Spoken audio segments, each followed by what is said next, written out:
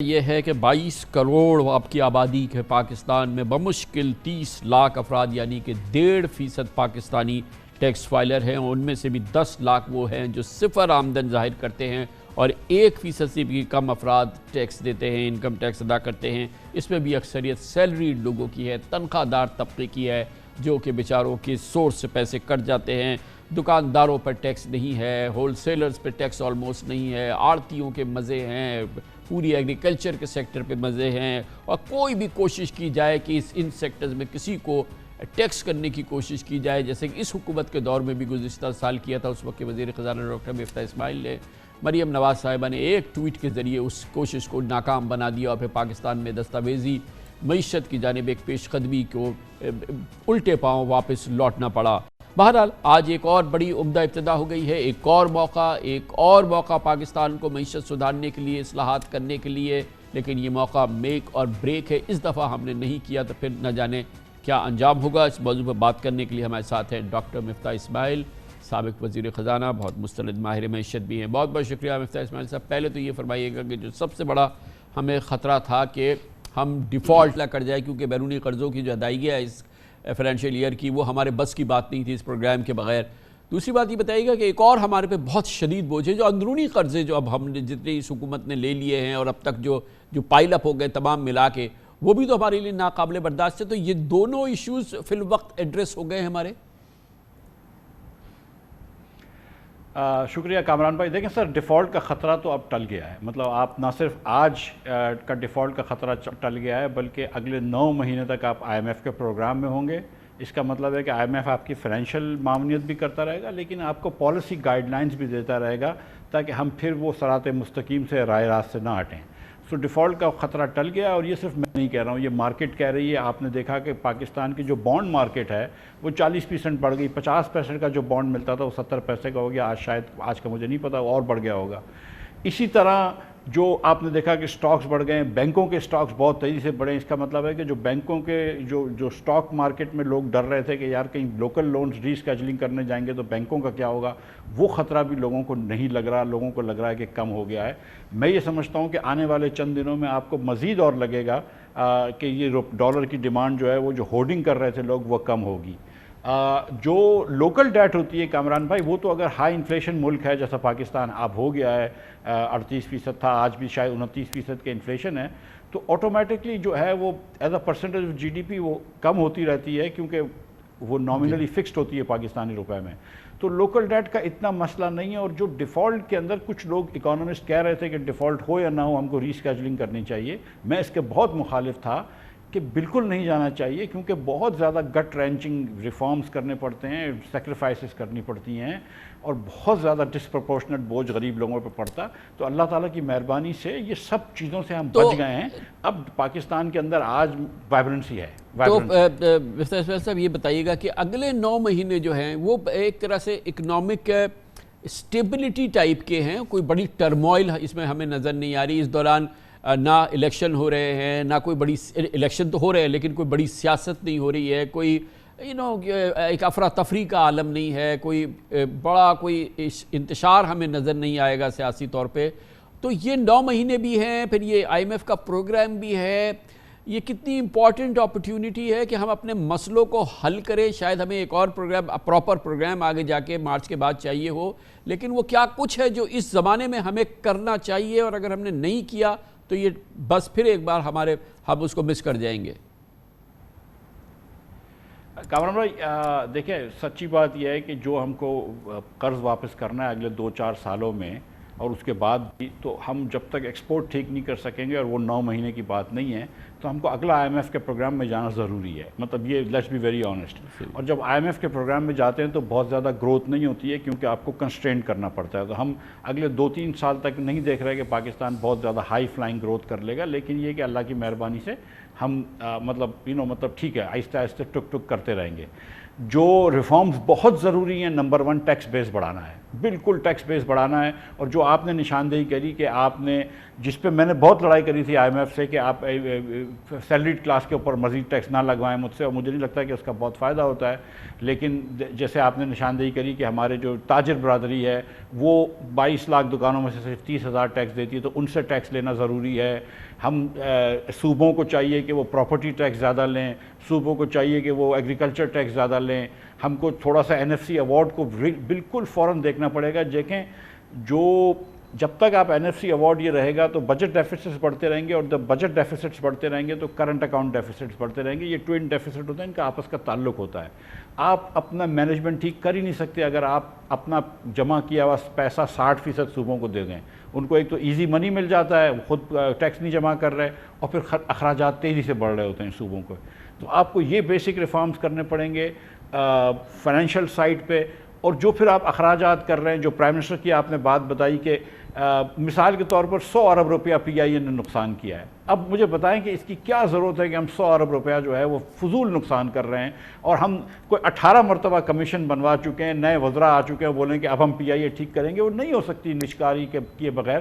تو اس کی نچکاری کر دیں، ریلوے کی نچکاری کر دیں، نیشنل شپنگ کی نچکاری کر دیں، PSL کی نچکاری، وہ اپنے پاکستان اسٹیل مل کی نچکاری کر دیں، ڈسکوز اینڈ SOEs کی ساروں کی نچکاری کر دیں. تو یہ کرنا ضروری ہے. اس کا کام شروع کریں، قانون کو چینج کریں، قانون کو آسان کریں. اور مطلب آئی تھنک کہ بہت ساری چیزیں کرنی ہیں. گورننس کو ایفیکٹو بنانا پڑے گا. حکومت کی رٹ جان نہیں چلتی، وہاں پہ چلنی چاہیے تھوڑی سی. صاحب یہ بتائیے گا کہ کیا آخری بات یہ کہہ دوں سر. جی فرمائیے سر کہ دیکھیں اس ملک میں کم از کم 65 لاکھ بچے پیدا ہو رہے ہیں. اگر پچھلا یہ جو نیا سینسس صحیح ہے تو 90 لاکھ بچے پیدا ہو رہے ہیں. آپ کوئی پلان کریں، سارے پلان ضائع ہو جائیں گے اگر آپ پاپولیشن کنٹرول نہیں کریں گے. تو یہ نمبر 1 پرائورٹی ہونی چاہیے حکومت کی. حکومت کا وائس وزیر وہاں بیٹھا ہونا چاہیے اور اس کے اوپر کام کرنا چاہیے. اگر ہماری حکومت پاپولیشن کنٹرول نہیں کر سکتی، وہ ساری چیزیں باقی جو ہیں وہ پانی پانی ہو جائیں گی. تو یہ بتائیے کہ جیسے کہ آپ نے کہا کہ ہمیں یہ SOEs کو، اور بلکہ IMF کے پروگرام کے اندر یہ جو SBA ہے اس کے اندر باقاعدہ یہ چیز تحریر ہے، اس کو ٹھیک کرنا، پرائیویٹائزیشن وغیرہ کرنا. پچھلے 1.5-2 سال 2.5 سال 3 سال جو ہے ہماری معیشت اس قابل ہی نہیں تھی کہ ہم کہیں جا کے کسی سے بات کر سکیں پرائیویٹائزیشن یا اس طرح کی. ہمارے پاس کوئی اٹریکٹیو ڈیل ہی نہیں تھی، ماحول ہی نہیں تھا. ابھی IMF پروگرام، یہ تھوڑی سی اسٹیبلٹی، یہ تمام چیزیں کیا یہ اپرچونٹی آفر کرتی ہیں کہ اب ہم ہمت کریں اور جس بھاؤ بھی بکے اور یہ چیزیں ہوں، جلد از جلد ہم ان سے فراغت حاصل کریں اور میسو پرائیویٹائزیشن کریں؟ سر میں گزارش یہ کرتا ہوں کہ جب MCB بکا تھا، HBL بکا تھا، مختلف حکومتوں نے بیچا تھا، جو ناقدین تھے وہ تو یہی کہہ رہے تھے کہ سستا بیچ دیا وغیرہ وغیرہ. لیکن آج دیکھیں کہ آپ کتنا ٹیکس لے رہے ہیں ان بینکوں سے جن کو آپ نے نچکاری میں دے دیا. آپ اگر PIA کو جو 100 ارب روپے نقصان کرتا ہے، جس کو گورنمنٹ کا نقصان بھرنا پڑتا ہے، اگر اس کو آپ پرائیویٹائز کر دیں تو 10-20-40 ارب روپے آپ کو ٹیکس بھی ملے گا. تو اور یہ دیکھیں آپ کتنے پیسوں میں بھی بیچ دینا تو کوئی نہ کوئی ایک ناقد تو ضرور ہوگا جو بولے گا آپ نے سستے بیچ دیے. وہ پاکستان میں الزام تراشی تو ہوتی ہے. لیکن اگر آپ نے بہرحال آگے بڑھنا ہے اور قانون کو سمپلیفائی کرنا ہے. یہ جو قانون آپ کا اس وقت نچکاری کا ہے اس پہ آپ 460 دن سے کم میں نہیں کر سکتے. آپ کو سمپلیفائی کرنا ہے. یہ باتیں ابھی شروع کرنی چاہیے. اور جیسے ہی مطلب یا تو الیکٹڈ حکومت اگر 2-4 مہینے میں انشاءاللہ آ جاتی ہے، 4 مہینے میں، تو اس کے پاس بھی یہ ٹائم ہوگا کہ وہ IMF کے پاس جائے. لیکن اس وقت آپ کو یہ بہت اچھی اپورچونٹی ہے، اور مطلب بار بار ایسی اپورچونٹیز نہیں آئیں گی. پاکستان کو کافی عرصے بعد سکون ملا ہے، سیاسی طور پر، معاشی طور پر استحکام ہوا ہے. تو اس کو خدارہ مطلب ہم جو ہے وہ ریفارمز کر لیں، جو ڈیپ سیٹڈ ریفارمز کی ضرورت ہے. لوکل گورنمنٹ کو ایفیکٹو بنائیں، ورنہ یہ ہم کہیں کے نہیں رہیں گے. IMF پروگرام نے اس کی بحالی نے بہتری کا، امیدوں کا ایک نیا سفر کا آغاز کر دیا ہے. پاکستان کی معاشی بحالی کی ایک بہت روشن امید پیدا ہو گئی ہے. اس کو کنسالیڈیٹ کیسے کریں، اس پر بات ہو رہی ہے ڈاکٹر مفتاح اسماعیل سے. چھوٹے سے وقفے کے بعد واپس آئیں گے. IMF پروگرام بحالی نے 9 ماہ کے لیے پاکستان کو معاشی سہارا دے دیا ہے. اس کے بعد بھی ہمیں IMF پروگرام کی ضرورت ہوگی، مگر ہمیں اپنی معیشت کو سدھارنے کے لیے اصلاحات کرنے کی ضرورت ہے، اس کو کنسالیڈیٹ کرنے کی ضرورت ہے.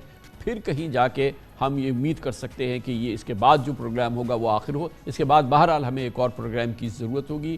اس موضوع پر اس پہ سیر حاصل گفتگو ہو رہی ہے سابق وزیر خزانہ جناب ڈاکٹر مفتاح اسماعیل سے. یہ جو ہمارا ابھی ایگریمنٹ ہوا ہے IMF کا، اس کو تھوڑا سا ڈی سائفر کریں، عام زبان میں عوام کو بتائیں کہ اگلے 9 مہینے میں اس اس ایگریمنٹ کے تحت، اس بی اے کے تحت ہمیں کیا کیا کرنا ہے، ہماری معیشت کے جو کلیدی اقدامات ہیں جن سے ہم بچ نہیں سکتے، جو ہمیں کرنا ہے، اور ظاہر ہے کہ وہ اسٹرکچرل ریفارمز کے زمرے میں آئیں گے؟ کامران بھائی، ایک تو یہ ہے کہ یہ جو آئی ایم ایف کہتا ہے کہ جو نیپرا اور اوگرا آپ سے کہتا ہے کہ بجلی اور گیس بڑھا دو، اتنی گیس بڑھاؤ. آئی ایم ایف خود اپنے طرف سے نمبر نہیں لیتا ہے، اور اوگرا اور نیپرا کون سے نمبر دیتا ہے؟ نیپرا یہ کہتا ہے کہ دیکھو آپ کا روپیہ ڈی ویلیو ہوا ہے، آپ کے نئے پاور پلانٹس آئیں، آپ کو ان سب کو پیسے دینا ہے، تو آپ کا ایک فکسڈ کاسٹ ہو جاتی ہے. جتنے آپ نے پاور پلانٹس لگائے اس کے بہرحال کاسٹ تو دینی ہے. وہ فکس کاسٹ جب ری بیسنگ کری انہوں نے، تو انہوں نے کہا 8.5 روپے یا 8.25 روپے جو ہے وہ مزید آپ کو بجلی پہ لگانے پڑیں گے. تو نیپرا آپ کو کہہ رہا ہے کہ وہ لگاؤ، اور قانون یہ ہے کہ آپ 45 دن کے اندر آپ کو یہ کرنا ضروری ہے.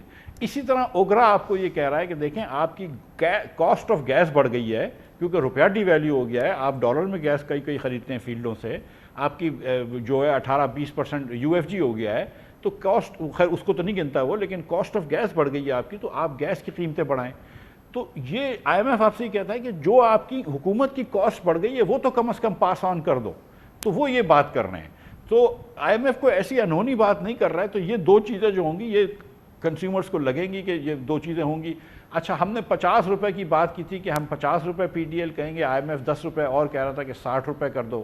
تو ہم اگر جب 60 روپے مان گئے تو 10 روپے کبھی نہ کبھی جو ہے بٹوین ناؤ اینڈ 2-4 مہینے کے اندر بجلی کی پرائس پڑے گی. لیکن یہ کوئی ریفارم لیکن یہ جو بجلی اور گیس جو ہے جو کہ عوام کو کاٹے گی، جو عوام کی چیخوں میں مزید اضافہ کرے گی، مزید اضافہ بجلی کی اور گیس کی قیمتوں میں، اگر اس کا ایک حل یہ بھی ہے نا کہ جو ہمارا، جیسے آپ نے کہا کہ یو ایف جی جو ہے وہ 18% ہے گیس کا ان اکاؤنٹڈ فار، یعنی کہ جو گیس ضائع ہوتی ہے یا چوری ہوتی ہے. اسی طرح سے جو بجلی چوری ہوتی ہے، جو ہم بلز نہیں لیتے، جو کہ ہم مفت بجلی دیتے ہیں، جو کہ ان گنت چیزیں، نااہلی کرپشن ہے ڈسکوز کی، اگر ہم وہ ختم کریں تو عوام پہ تو بوجھ نہیں آئے گا نا وہ، اور پھر وہ بجلی سستی بھی ہو جائے گی اور آئی ایم ایف کو کوئی اعتراض بھی نہیں ہوگا. کامران بھائی دیکھیں، ورلڈ بینک والوں کے کچھ یہ موقف تھا کہ آپ اپنی انیفیشنسیز پاس آن کر دیتے ہیں، یہ ریفارمز نہیں ہیں، قیمت بڑھانا ریفارمز نہیں ہے. یہ بات درست ہے آپ کی. ریفارم یہ ہوگا کہ آپ نجکاری کریں. آپ ایک مرتبہ پھر یہ کوشش کر لیں کہ حکومت کے اندر رہ کر آپ ان کو بہتر کرنے کی کوشش کریں. آپ پچھلے 30-40 سالوں سے کر رہے ہیں، بہتری تو نہیں آئی ہے. پی آئی اے کا ایگزامپل لے لیجئے، اور کسی بہت ساری ان کا ایگزامپل لے لیجئے آپ ایس او ایز کا. تو اگر آپ ان کو نجکاری کر دیں گے، اگر اس کے اپنے پیسے لگے ہوں گے کسی مالکان کے، تو بجلی کے اندر چوری بھی کم ہوگی، گیس کے اندر بھی چوری کم ہوگی، گیس کی وہ پرائسز بھی صحیح کر لیں گے. تو لیکن ایک صحیح طریقے سے نجکاری کرنی چاہیے. جو شاید غلطیاں ہم نے کے الیکٹرک کے اندر نجکاری میں کی تھیں وہ نہیں کرنی چاہیے. اسکرو اکاؤنٹس ہونے چاہیے وغیرہ وغیرہ. کنزیومر کو پروٹیکٹ ہونا چاہیے. لیکن اس کو پوری دنیا اب نجکاری کی طرف چلے گئی. یہ آپ کا ایک بڑا اسٹرکچرل ریفارم ہے. لوکل گورنمنٹ تک ایفیکٹولی آپ نے اسکولنگ پہنچانی، لوکل گورنمنٹ کے فیصلوں کو دے دینا، اسکولنگ اور ہیلتھ، یہ ایفیکٹو ریفارم ہے. لوکل گورنمنٹس کو اس چیز کا پاور دینا کہ وہ پراپرٹی ٹیکس لے کر سکیں، یہ ایک ایفیکٹو ریفارم ہے. ایگریکلچر ٹیکس جمع کرنا، دکانداروں سے ٹیکس جمع کرنا، یہ ایک بڑے بڑے ریفارمز ہیں جن اتنے بڑے بڑے سیکٹرز کو آپ نہیں چھوڑ سکتے.